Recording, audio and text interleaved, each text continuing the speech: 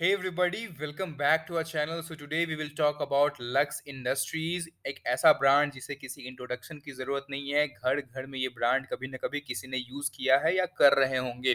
तो इसके हम लोग बिजनेस एनालिसिस करेंगे, क्या इसके बिजनेस प्रॉस्पेक्ट्स हैं आने वाले फ्यूचर में। उसके बाद हम लोग इसके फिनेंशियल्स को अच्छे से डिटेल एनालिसिस करेंगे, उसका कंपनी क्या परफॉर्म कर रही है, पास्ट की परफॉर्मेंस क्या है और आने वाले फ्यूचर में परफॉर्मेंस क्या हो सकते हैं। So as an investors point of view हम लोग उसके एनालिसिस करेंगे और क्या अभी आपके जो इसका वैल्यूएशन है उसको ये जस्टिफाई करता है या नहीं, उस पे भी हम लोग बात करेंगे। और अल्टीमेटली हम लोग इसके टेक्निकल चार्ट पैटर्न की एनालिसिस करेंगे कि क्या क्या अभी सही वक्त है इसमें इन्वेस्ट करने का, क्योंकि एज अ ट्रेडर हमें इस बात का भी ख्याल रखना पड़ता है कि हमें किस प्राइस पॉइंट पे एंट्री करनी है, क्या हमारे टेक्निकल सपोर्ट रेजिस्टेंस बन रहे हैं, क्या हमारे स्टॉप लॉस और टारगेट रहने वाले हैं। चलिए वीडियो को शुरू करते ज़्यादा बात किए बिना उससे पहले मैं एक चीज़ बताना चाहूँगा, हमारा चैनल है, हम लगातार इस पे वीडियोज़ पोस्ट कर रहे हैं, तो अगर आपने अभी तक चैनल को सब्सक्राइब नहीं किया है, तो सबसे पहले तो वीडियोज़ देखें, इनको क्वालिटीज़ देखें। अगर आपके लाइफ में कोई वैल्यू ऐड हो रही है, किसी भी तरीके से आपको कुछ सीखने को मिलता है, तो हमारे चैनल को सब्सक्राइब कर सकते हैं और बेल नोटिफ़िकेशन का जो आइकन है, यहाँ पे अपनी नोटिफ़िकेशन पाने के लिए वो दबाना ना भूलें, ताकि आपको वीडियो की अपडेट्स हमेशा सबसे जल्दी मिल सके। तो चलिए वीडियो को शुरू करते हैं। Lux industry as we all know basically ये इनर वियर गारमेंट्स में सेगमेंट्स में ज़्यादा एक्टिव है यहाँ पे और काम इनका इसी में होता है। कंपनी बहुत पुरानी है, ब्रांड है, हम सबको पता है। यहाँ पे आप देख सकते हैं, सबसे बड़ा इनका यहाँ पे जो मैन्युफैक्चरिंग फैसिलिटी है एशिया में सबसे बड़ा है। 46 प्लस कंट्रीज़ को ये लोग सप्लाई करते हैं, एक्सपोर्ट करते हैं अपने products. 1.2 million garments per day यहाँ पे बनाए जाते हैं। तो ये सब चीज़ बहुत ज़्यादा हमें समझने की ज़रूरत नहीं है। सबको पता है कितना अच्छा ब्रांड है। और सबसे बेसिक चीज़ मैं यहाँ पे सौरभ मुखर्जी का इंटरव्यू देख रहा था। उन्होंने बहुत ही बेसिक बात कही। रिलैक्सो फुटवियर उनकी कॉफ़ी कैन पोर्टफोलियो का पार्ट है और सेम लक्स इंडस्ट्री भी उनकी कॉफ़ी कैन पोर्टफोलियो का पार्ट है। तो उन्होंने बोला कि इंडिया के पॉपुलेशन को आप देखें तो मैक्सिमम पॉपुलेशन मोर देन यहाँ पे 80 करोड़ 90 करोड़ लोग बिलो बीपीएल में आते हैं, बिलो पॉवर्टी लाइन में, और वो लोग मिडिल क्लास की ओर शिफ्ट हो रहे हैं क्योंकि India is a developing nation. कभी ना कभी धीरे धीरे हम लोग सारे लोग मिडिल क्लास की तरफ, जो भी बिलो बिलो पॉवर्टी लाइन है वो पहले पॉवर्टी लाइन से ऊपर आएंगे और उसके बाद धीरे धीरे हम लोग का पर कैपिटा इनकम बढ़ेगा। तो जैसे-जैसे ये सारी चीज़ें होंगी, तो उसका एडवांटेज लक्स इंडस्ट्रीज़ को बहुत अच्छी तरीके से मिलेगा, क्योंकि एक यहाँ पे ब्रांड भी है और सबसे सस्ते यहाँ पे इनर वियर गारमेंट्स बनाता है, एक अच्छी क्वालिटी के साथ। जितने भी आपको ब्रांड्स यहाँ पे दिख रहे हैं, अगर आपने यूज़ किया है, तो आपको पता है कि क्वालिटी क्या होती है। और मैंने पर्सनली बचपन से ये ब्रांड को यूज़ किया है, मैंने फिर स्विच किया ब्रांड को। फिर भी मैं अभी भी स्टिल इनके ब्रांड्स को समझता हूँ और जानता हूँ कि कितने अच्छे प्रोडक्ट्स ये लोग डिलीवर करते हैं कंफर्ट के मामले में या क्वालिटी के मामले में। ऑफ कोर्स उसके बाद ब्रांड तो है ही, और रीजनेबल प्राइस में। तो ये उस जगह सबसे बड़ी बात है कि इतने रीजनेबल प्राइस में इंडिया को ये लोग केटर कर रहे हैं। इतना बड़ा पॉपुलेशन स्ट्रेंथ है इनके पास, तो वो सारी चीज़ें बिज़नेस में हमें और आने वाले फ्यूचर में हमें देखने को मिलेंगी। और ये सारी चीज़ें एविडेंट हैं, that is quite evident in their balance sheet, in their profit and loss statements. अगर आप देखें इसके फाइनेंशियल्स, हम लोग चलिए एनालाइज़ करते हैं, देखते हैं कैसा परफ़ॉर्म कर रही है ये कंपनी। 8,569 करोड़ का मार्केट कैप है, मिड कैप कंपनी है। स्टॉक पी की बात करते हैं तो 23.7 का स्टॉक पी है, बहुत ज़्यादा ओवर वैल्यूड नहीं है पी वाइज़ अगर देखें, but again P is not a single parameter to जज एनी कंपनी फॉर इन्वेस्टिंग और ट्रेडिंग। अगर बात करते हैं हम, तो करंट मार्केट प्राइस 2849 का है। एक चीज़ मुझे ज़्यादा लगी कि बुक वैल्यू से बहुत ज़्यादा पे ट्रेड हो रहा है, बट अगेन अगर आप किसी ब्रांड में अपना पैसा इन्वेस्ट करते हैं, तो उनको आपको एक प्रीमियम पे करना पड़ जाता है, क्योंकि ब्रांड के पास एडवांटेज भी तो होता है। यहाँ पे इनके पास प्राइसिंग पावर होती है, ये प्राइसिंग को कंट्रोल कर सकते हैं।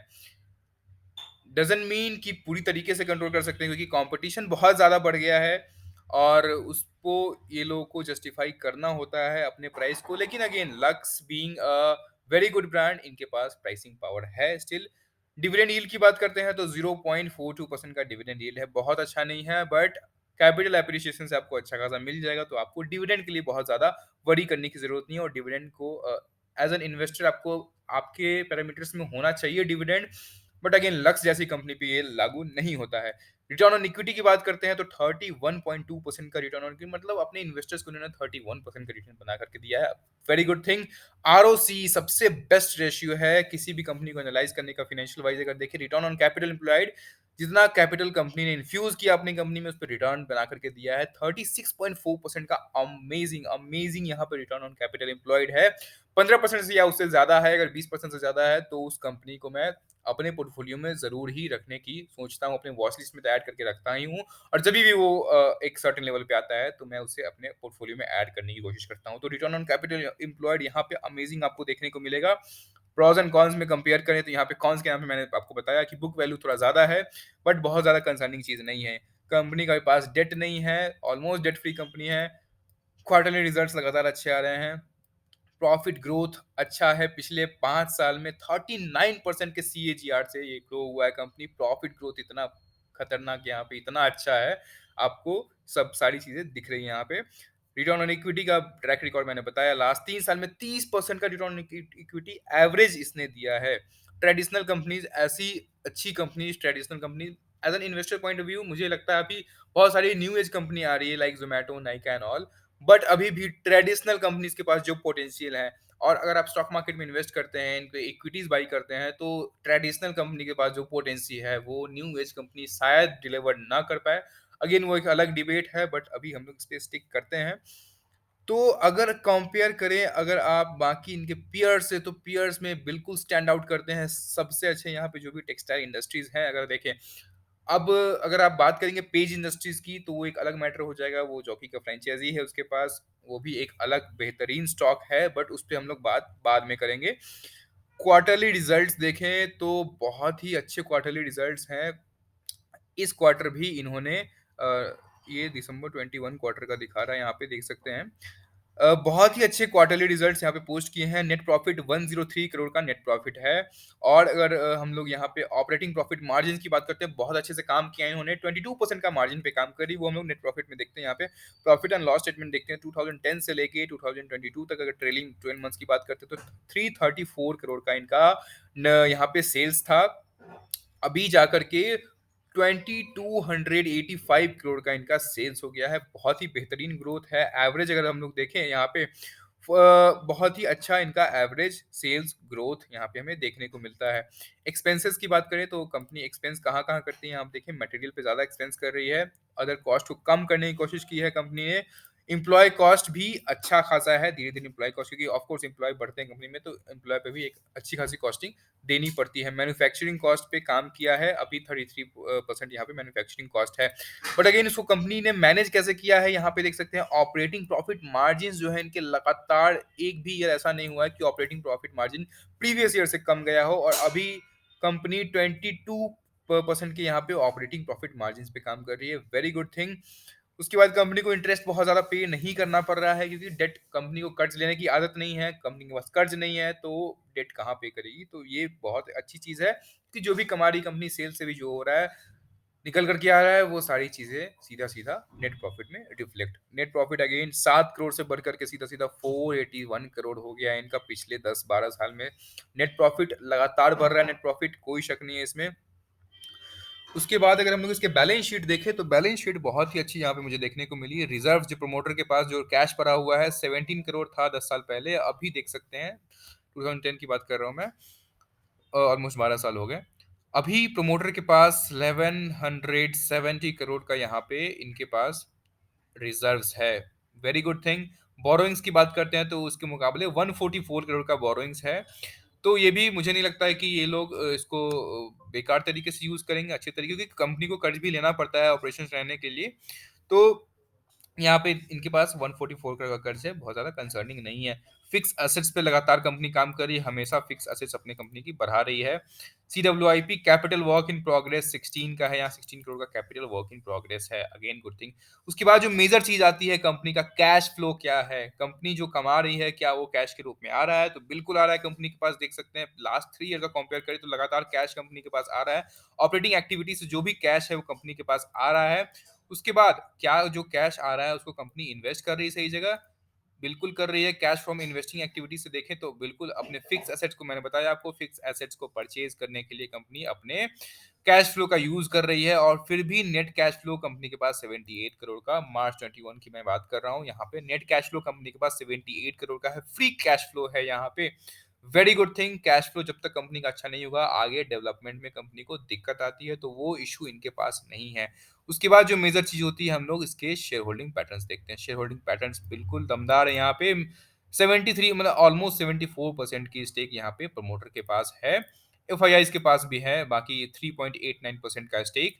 डीआईआईज़ में कौन-कौन है अगर हम देखें तो Kotak small cap fund, Nippon India यहाँ पे देख सकते हैं। 6.66% का यहाँ पे डीआईआईज़ के पास फंड है। स्ट्रॉन्ग हैंड्स में ये सारे फंड हैं। पब्लिक के पास देखा जाए तो 15% नहीं है, क्योंकि एलआईसी के पास देख सकते हैं ऑलमोस्ट 5% का स्टेक तो इसमें एलआईसी के पास ही है, तो पब्लिक के पास कितना बचता है? लेस देन 10% यहाँ पे पब्लिक के पास होगा। यहाँ पे स्टेक तो बिल्कुल कंसर्निंग नहीं है। अगर हम लोग लॉन्ग टर्म रेटिंग देखें, तो लॉन्ग टर्म रेटिंग भी कंपनी की बहुत ही अच्छी है। रिसर्च रिपोर्ट अगर पढ़ना चाहते हैं तो आप मैं लिंक डाल दूँगा, आप वहाँ से डाउनलोड करके पढ़ सकते हैं। Long term rating double A plus की रेटिंग है, रेटिंग एजेंसीज़ ने इनको रेट किया है। इनके जो भी कॉर्पोरेट यहाँ पे डिबेंचर्स इश्यू होते हैं, उसके लिए। तो लॉन्ग टर्म रेटिंग भी कंपनी की अच्छी है।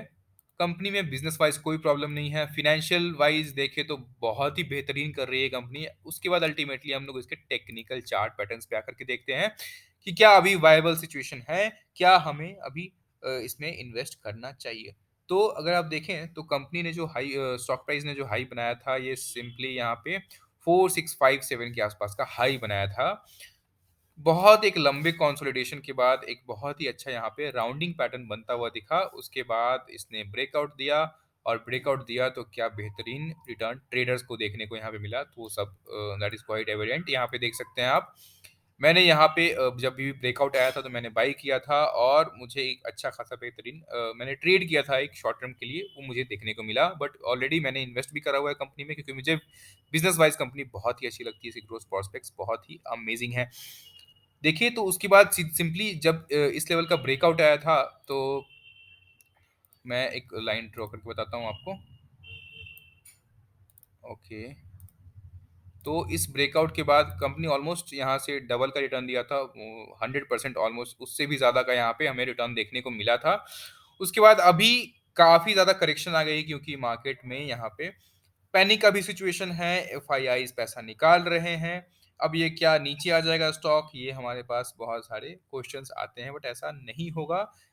लोगों का कंसर्न है कि यूएस में फेड इंटरेस्ट रेट हाइक कर रहे हैं। अब इंटरेस्ट रेट हाइक होगा तो सारे एसेट क्लास से पैसा निकाल के लोग फिक्स एसेट्स में लगाएंगे, एफडीज में लगाएंगे, सेविंग अकाउंट में डालेंगे, बॉन्ड्स में इन्वेस्ट करेंगे। तो स्टॉक मार्केट से क्या सारा पैसा निकाल दिया जाएगा? तो बिल्कुल नहीं। एफआईआईज ने जो भी पैसा निकाला है वो बहुत कम है। इंडियन मार्केट में जो इन्वेस्टेड है उसका लेस देन 7-8% भी उतना भी नहीं निकाला है अपने इंडियन मार्केट से। और यहाँ पे ग्रोथ अपॉर्चुनिटीज़ बहुत अच्छी है। जब तक कंपनी अच्छा कर रही है, आपको बिल्कुल वरी करने की ज़रूरत नहीं है। मैक्रो फैक्टर्स हैं, मैक्रो इकोनॉमिक फैक्टर्स हैं, जिस वजह से मार्केट में करेक्शन आई है। और इस साल अगर आप बात करें तो मार्केट बहुत ज़्यादा आप निफ्टी 50 से एक्सपेक्टेशन नहीं रख सकते हैं। वो एक रेंज बाउंड ही रहेगा, और करेक्शन हमें देखने को मिल सकती है। बट उस सब से बीइंग एन इन्वेस्टर आपको क्या मतलब है? आपको तो बस सही प्राइस पे स्टॉक मिल जाए, तो आप के लिए उससे बड़ी बात कुछ नहीं हो सकती है। तो ये अभी बहुत ही अच्छे यहाँ पे वैल्यूएशंस पे है, बहुत ज़्यादा वैल्यूएशंस नहीं है इसका। अच्छे प्राइस पॉइंट पे ट्रेड हो रही है। अगर आप देखें तो ये अगर रेजिस्टेंस लेवल था, तो सेम यहाँ पे इसने आकर के यहाँ से इसने बाउंस बैक किया है, और बाउंस बैक करके ये ऊपर जाने को रेडी है। मुझे जहाँ तक लगता है कि स्ट्रॉन्ग बाइंग यहाँ पे एक वॉल्यूम अच्छे खासे यहाँ पे देखने को मिले थे। तो मैं कहूँगा कि आप यहाँ से पोजीशंस अपना बनाना शुरू करें। अगर आप ट्रेडिंग की बात करते हैं, तो अगर आप यहाँ पोजीशन बनाते हैं अपनी, तो आपको एक यहाँ तक का टारगेट देखने को शॉर्ट टर्म में 3342 का टारगेट देखने को मिल सकता है। That comes to if we calculate it in percentage terms, तो that comes to more than 16% यहाँ पे आपको देखने को मिलेगा। लेकिन बीइंग एन इन्वेस्टर अगर बात करते हैं तो बहुत ही अच्छा समय है। आप यहाँ से एक्यूमुलेशन की सोच सकते हैं, और यहाँ तक अगर स्टॉक प्राइस ने वापस से अगर ये लेवल टेस्ट करता है, 2117 का लेवल टेस्ट करता है, तो आपको बेशक बाई करना चाहिए। क्या ये भी लेवल टूट जाएगा और नीचे चला जाएगा? तो ऐसा होने वाला नहीं है, I can assure you.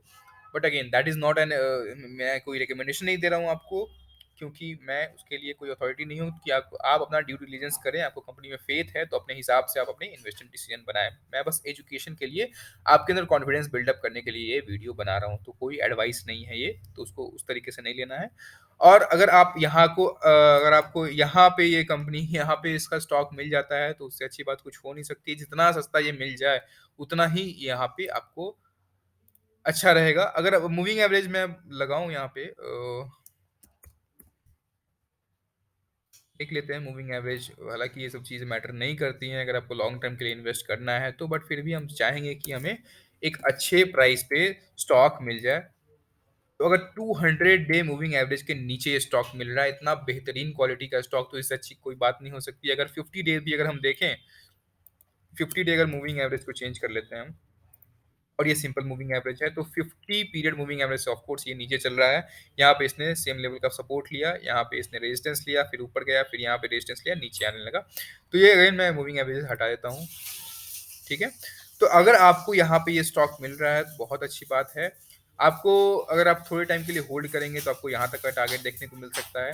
Long term investor है, तो आपको इसमें बिल्कुल बेशक सोचने की, बिज़नेस अच्छा है, कंपनी अच्छा कर रही है, फाइनेंशियल अच्छे हैं, सही प्राइस पे आपको मिल रहा है, वैल्यूएशंस अच्छे हैं, तो आपको ज़्यादा वरी करने की ज़रूरत नहीं है। जितना हो सके अपने पोर्टफोलियो में इसको ऐड करने की सोचें। तो चलिए, बस यही था, एक आइडिया मैंने आपको दिया कि कैसे इन्वेस्टमेंट करते हैं, कैसे ट्रेडिंग करते हैं किसी भी कंपनी में। अगर आप ट्रेडर्स अगर पूछें स्टॉप लॉस क्या रखना है अगर यहाँ पे इन्वेस्ट करते हैं, तो इस प्राइस के नीचे टू या इसके नीचे 2600 के नीचे आप एक स्टॉप लॉस रख सकते हैं अगर आप चाहें तो।